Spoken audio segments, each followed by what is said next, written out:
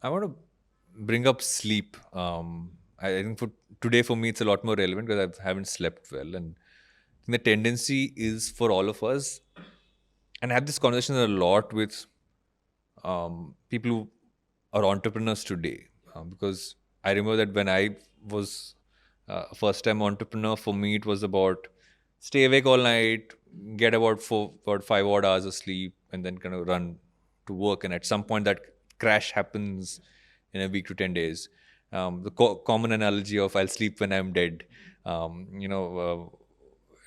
stuff like that. And but that is almost like the starting point of nothing else matters if you don't get sleep, right?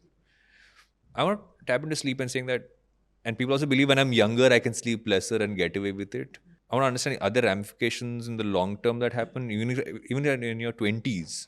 And I feel that's the category where you sleep the least because you believe you can get away with it.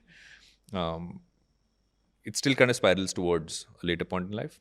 The irony is that the younger you are, the more sleep you require. It's the older we get, the less sleep physiologically our bodies need. So sleep is critical, whether it's performance, entrepreneurship, being a corporate athlete, or just being a parent, as Yeah. you are. Which is We where the both are. sleep went off, right? Exactly. Yeah. Parenting is life's way of teaching us how to get by with little sleep. But it's a passing phase. Yeah.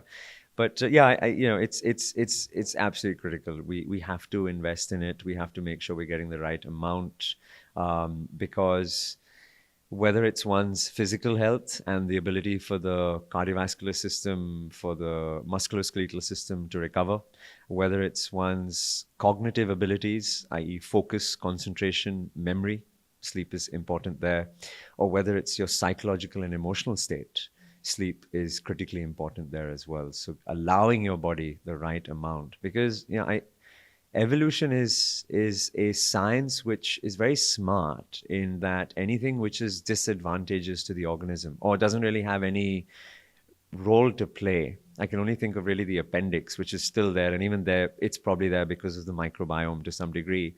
But otherwise, the human body is so good at getting rid of excess. Not just our body, all organisms within the natural world.